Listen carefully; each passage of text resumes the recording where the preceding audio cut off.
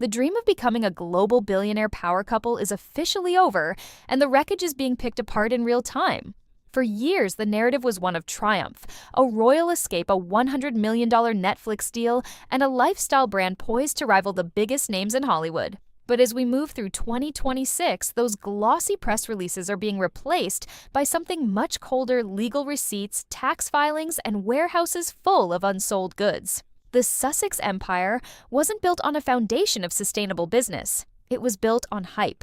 And today, that hype has finally run out. Imagine walking away from one of the most powerful institutions on earth, thinking you could reinvent the wheel, only to find yourself sitting on $23 million worth of rotting fruit spread that nobody wants to buy. This isn't just a story about a couple losing their way. It's a story about what happens when manufactured ambition hits the brick wall of reality. Author Tom Bauer has been tracking this collapse for years, and his latest findings are nothing short of a professional autopsy. From a foundation declared delinquent by the state of California to a Netflix deal that has turned into a slow ghosting, the signs are everywhere. The PR team can't spin this anymore. The numbers are out, the metrics are in, and the world is finally seeing the truth behind the curtain. But what exactly led to this sudden catastrophic implosion? To understand where it's all going, we have to look at the one thing Harry and Meghan thought would save them: the Archwell Foundation. When Archwell was launched back in 2020, it was sold to us as a humanitarian powerhouse. The name itself, inspired by their son Archie, was supposed to represent a well of compassion and service. But the tax documents tell a story that is far less poetic. In 2021, at the height of their global fame, the foundation raked in $13 million. It looked like they were on their way to changing the world, but by 2024, those donations had cratered to just $2.1 million. While the money coming in was drying up, the money going out was as high as ever. They were spending $5.1 million a year. But here's the kicker: only about $1.25 million of that actually went to charitable grants. The rest, it vanished into a black hole of administrative costs, travel, and a security bill that would make a small nation blush. Nearly $4 million a year was being spent just to keep the operation running, with a huge chunk of that going directly toward the couple's personal security. It raises a glaring question. Was Archwell ever really a charity, or was it a sophisticated financial tool designed to manage their brand and offset their taxes? While many wealthy people use foundations this way, the Sussexes did something different. They made service their entire identity. But you can't claim service is universal when you're spending more on your own bodyguards than on the causes you claim to champion. And now the state of California has stepped in. The foundation was officially declared delinquent, a red flag that means they failed to file the proper paperwork and were legally barred from raising or spending money. It wasn't just a bookkeeping error, it was a sign that the internal structure of their empire was crumbling. But as troubling as the charity's finances are, they pale in comparison to the disaster unfolding with Meghan's lifestyle brand as ever. This was supposed to be the Martha Stewart moment, the transition from royal rebel to domestic goddess. When it launched, the PR machine went into overdrive. Headlines claimed the jam sold out in minutes. Influencers posted photos of their numbered jars. It felt like a massive success. But if you look at the actual inventory sitting in warehouses right now, the picture is devastating. Meghan is currently sitting on roughly $23 million worth of unsold product. We're talking over 137,000 gift boxes, thousands of jars of marmalade, and tens of thousands of scented candles just gathering dust. The math here is brutal. Based on recent sales data, she is only moving about 26 jars of fruit spread a day. At that rate, it would take nearly a decade to clear the current stock. These are perishable goods. They have expiration dates. The sellout we heard about at launch was a manufactured illusion. They released a few hundred jars to create the appearance of high demand, then used those fake metrics to justify a massive production run. They bet on the idea that curiosity would equal long-term loyalty. It didn't. People might buy a $36 jar of jam once to see what the fuss is about, but when they realize it tastes like something they could get at a grocery store for $5, they don't come back. And without repeat customers, a lifestyle brand is just an expensive hobby. And then there's the Netflix of it all. This was the crown jewel of their post-royal life, a $100 million deal that was supposed to make them untouchable. But according to insiders, Netflix has effectively pulled the plug. It's what industry experts call slow ghosting. There was no big announcement, no dramatic "you're fired" moment. Instead, the budgets were quietly slashed, the production meetings stopped being scheduled, and the promotional support vanished. Netflix is a company that lives and dies by its algorithms, and the algorithms are telling a very clear story: the audience has moved on. Their flagship content has plummeted in the rankings, with some shows sitting as low as 1,217 on the platform. In the world of streaming, if you aren't in the top 10, you're invisible. Netflix executives reportedly realized within the first 6 months that Meghan and Harry couldn't deliver what the audience actually wanted. People tuned in for the royal drama. They wanted the Diana-style tell-all. They wanted the secrets of the palace. But once the couple ran out of things to say about the royal family, they had nothing else to offer. Meghan's attempts at lifestyle content were criticized for being overproduced and performative. There's a famous story from the set of her cooking segments where she was reportedly more obsessed with the lighting and her outfit than the actual food.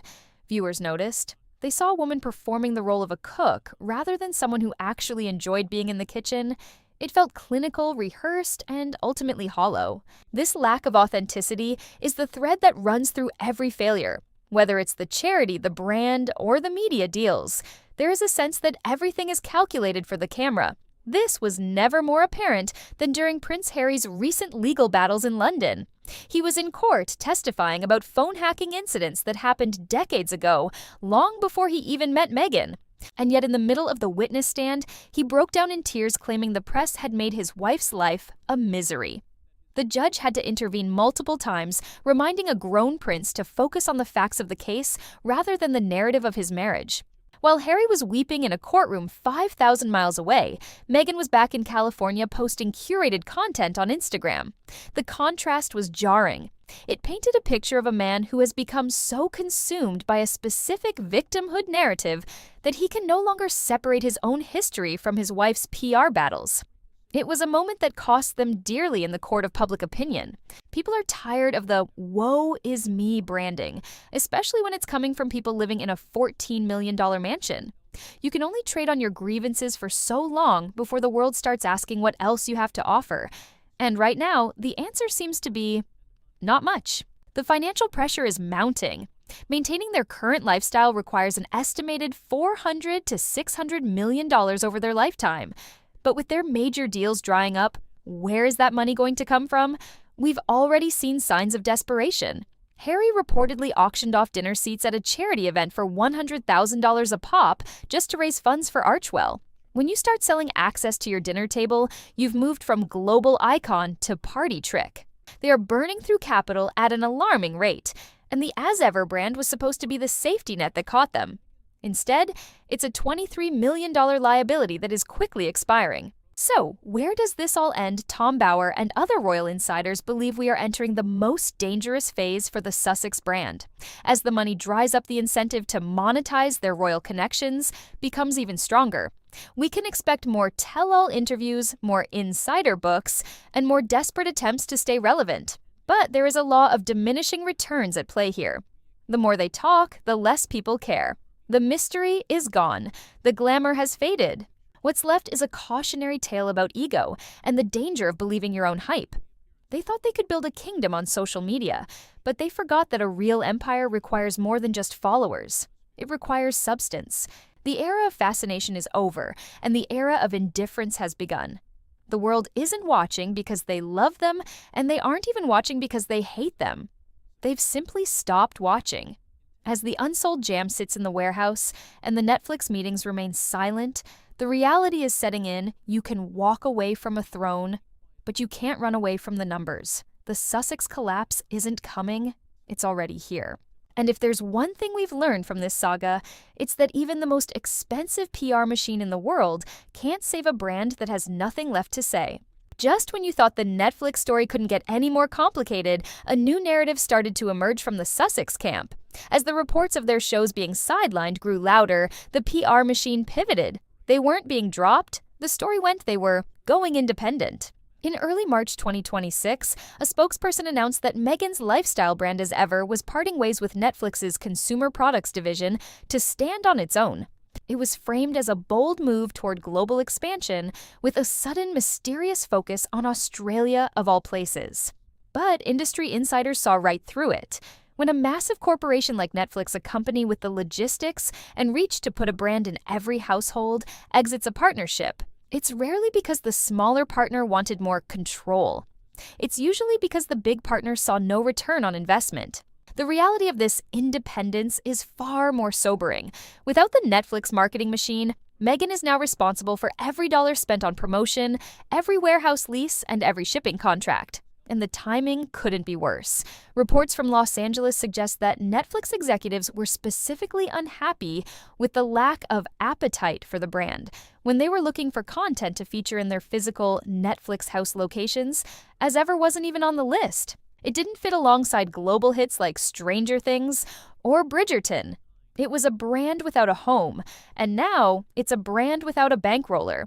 Moving the focus to Australia and New Zealand looks less like a strategic expansion and more like a desperate attempt to find a market that hasn't already been saturated by the negative headlines in the US and UK. The math behind the as-ever inventory is where the story gets truly dark.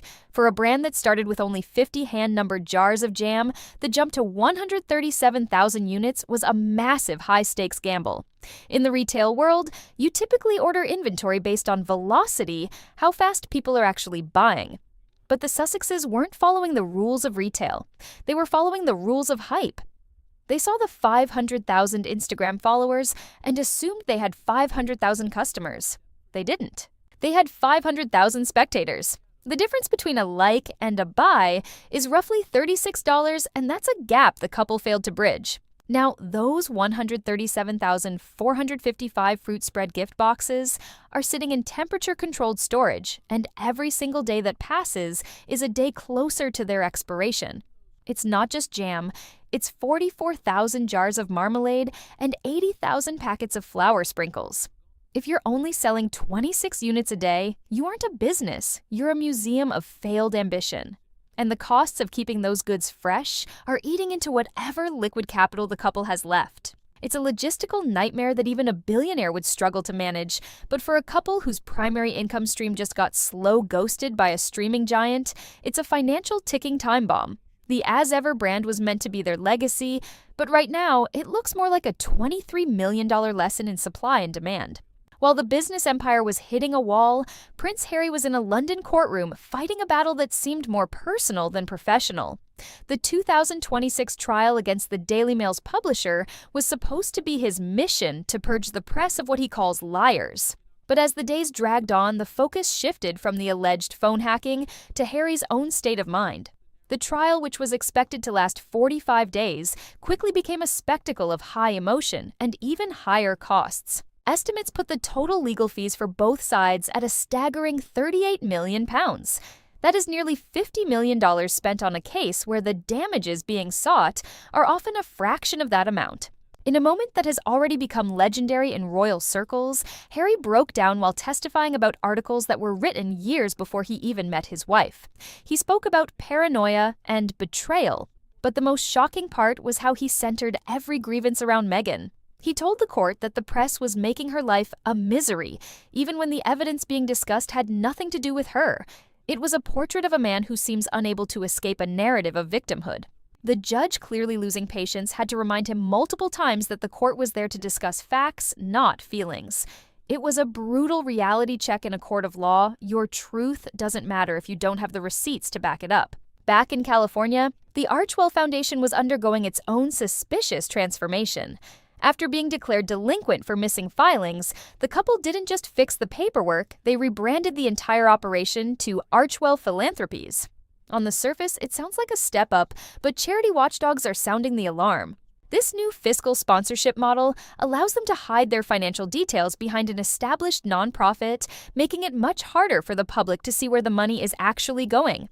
For years, they claimed their books were being independently audited, but when groups like Charity Watch asked to see those audits, they were met with total silence. What are they hiding? The 2024 filings showed that their donations had dropped by over 60%, while their personal expenses remained sky high.